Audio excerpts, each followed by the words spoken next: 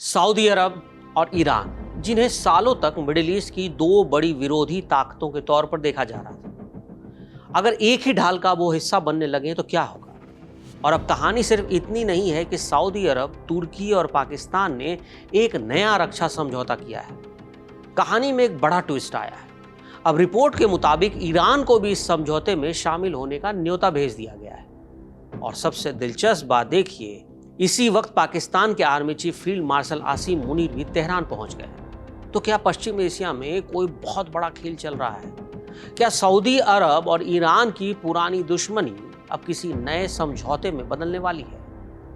और एक और सवाल है, अगर ईरान सच में इस गठबंधन में आ गया तो भारत के लिए क्या स्थिति होगी? भारत के लिए क्या बदलेगा?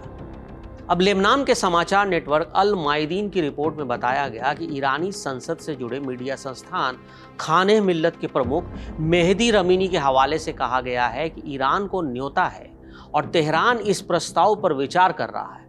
लेकिन ईरान के विदेश मंत्रालय ने इसकी कोई आधिकारिक पुष्टि अभी तक तो नहीं की। सऊदी अरब, तुर्की और पाकिस्तान ने भी अभी तक ये नहीं कहा कि उन्होंने ईरान को औपचारिक रूप से निमंत्रण दिया है। लेकिन ये खबर इतनी महत्वपूर्ण क्यों हो रही है? इसे समझने के लिए हमें पहले मक्का समझौता समझना होगा। 7 अगस्त को मक्का में सऊदी अरब के क्राउन प्रिंस मोहम्मद बिन सलमान, तुर्की के राष्ट्रपति रेसेप तैयब एर्दोगन और पाकिस्तान के प्रधानमंत्री शहबाज शरीफ ने एक ज्वाइंट डिफेंस एग्रीमेंट पर दस्तखत किए। इसका सबसे आसान मतलब है, अगर तीनों में से किसी एक देश पर हमला होता है तो उसे तीनों देश पर हमला माना जाएगा। यानी अगर सऊदी अरब पर हमला होता है तो पाकिस्तान और तुर्की सिर्फ ये नहीं कहेंगे कि ये सऊदी की समस्या है, वो चुप नहीं बैठेंगे। ये मानेंगे कि वो उनकी लड़ाई है। अब समझौते के मुताबिक इसे तीनों की साझा सुरक्षा का मामला माना जाएगा और इसी एक लाइन ने इस समझौते को इतना बड़ा बना दिया है। और यहीं से दुनिया की बड़ी मीडिया कंपनियों ने इसकी तुलना नेटो से करनी शुरू कर दी। इस्लामिक नेटो कहा जाने लगा। गार्जियन ने अपनी खबर की हेडलाइन में इसे नेटो स्टाइल डिफेंस पैक्ट कहा। द नेशनल ने इसे 3 अलग अलग तरह की ताकतों का गठजोड़ बताया, जिसमें एक बड़ी तेल ताकत सऊदी अरब, नेटो सदस्य तुर्की और परमाणु हथियार रखने वाला पाकिस्तान।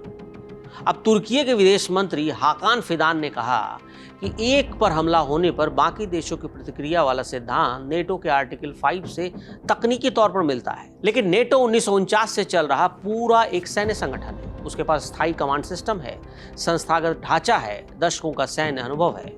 मक्का समझौता अभी शुरुआत भर है, इसलिए इसे नेटो समझने के बजाय ये समझिए कि 3 देश पहली बार अपनी सुरक्षा को एक दूसरे से जोड़ने की कोशिश कर रहे हैं।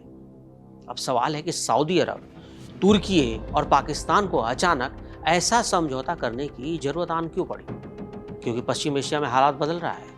अमेरिका और ईरान के बीच लगातार तनाव है। ईरान और इजराइल के बीच टकराव का असर पूरे इलाके पर पड़ रहा है। खाड़ी के देश मिसाइलों, ड्रोन और समुद्री रास्तों को लेकर चिंतित हैं। लगातार हमले हो रहे हैं।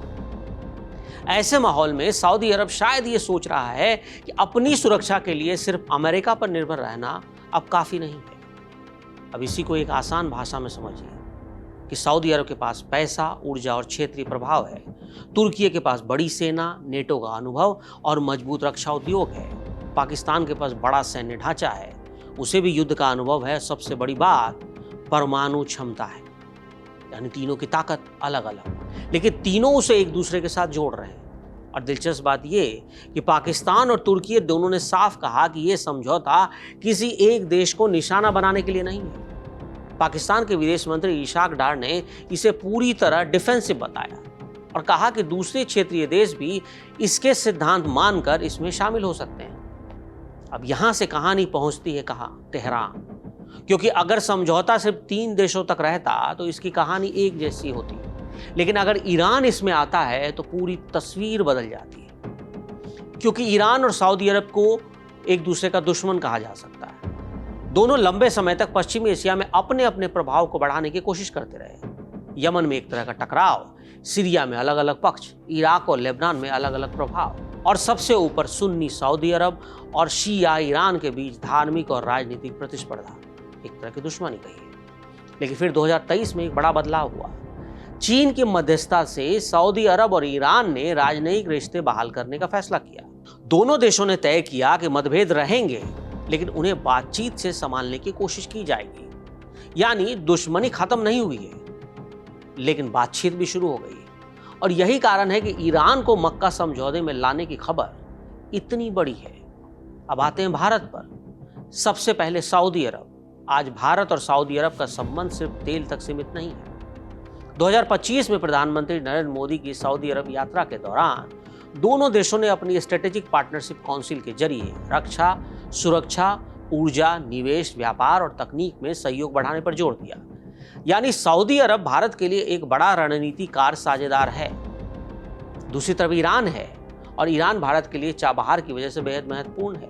भारत ने साल 2024 में ईरान के चाबहार बंदरगाह के शाही बहिश्ती टर्मिनल को विकसित और संचालित करने के लिए 10 साल का समझौता किया।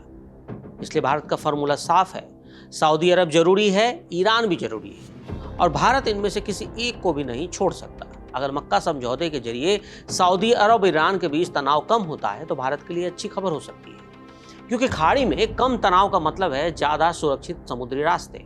कम तनाव का मतलब ऊर्जा की कीमतों पर कम जोखिम, और कम तनाव का मतलब भारत की व्यापार और कनेक्टिविटी योजनाओं के लिए ज्यादा स्थिर माहौल। लेकिन चुनौती यहां भी है, वो है पाकिस्तान, क्योंकि पाकिस्तान पहले से इस गठबंधन के बीच में है, और अगर ईरान भी इसमें आता है तो पाकिस्तान की पश्चिम एशिया में भूमिका बढ़ जाएगी। और पाकिस्तान के बारे में पूरी दुनिया को पता है।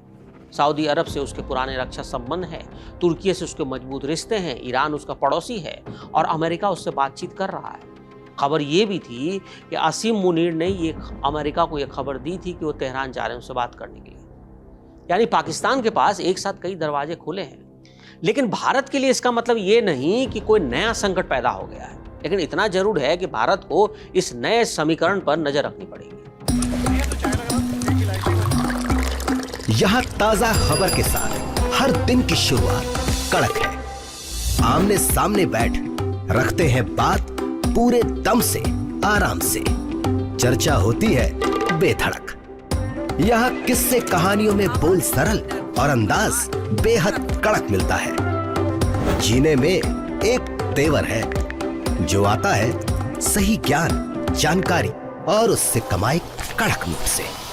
इधर मौके पर चौका नहीं, छक्का लगा जलवा दिखाते हैं। कड़क क्रिकेट से अपने रोमांच को जो बढ़ाते हैं। यहाँ की हर बात का मिजाज एक है, मिजाज कड़क। आपका अपना YouTube चैनल कड़क, लाइव बेधड़क।